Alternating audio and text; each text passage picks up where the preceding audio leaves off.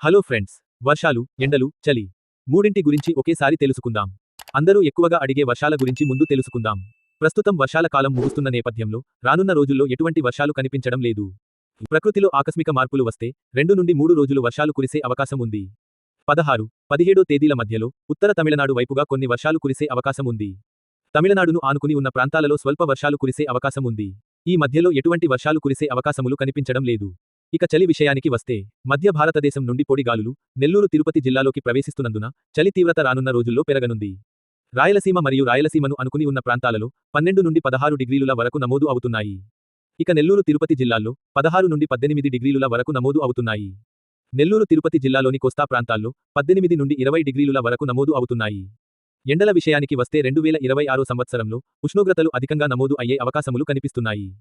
L నీనో అంటే వర్షాలను సూచించే factor ఫిబ్రవరి-మార్చి నెల మధ్యలో పూర్తిగా వెళ్లిపోతుంది. ఎల్ నీనో అంటే వేడి గురించి సూచించే ఫ్యాక్టర్ జనవరి-ఫిబ్రవరి నెల మధ్యలో ప్రవేశించనుంది. ఫిబ్రవరి నెల నుండి అధిక ఉష్ణోగ్రతలు నమోదు అయ్యే అవకాశములు కనిపిస్తున్నాయి. ప్రతి అంశం క్షుణ్ణంగా స్పష్టంగా కేవలం మన ఛానెల్లో మాత్రమే దొరుకుతుంది. మరిన్ని అప్డేట్స్ కోసం మన యూట్యూబ్ ఛానెల్ను సబ్స్క్రైబ్ చేయండి. అలాగే వీడియోని లైక్ చేసి మీ మిత్రులకు బంధువులకు వీడియోని షేర్ చేయండి.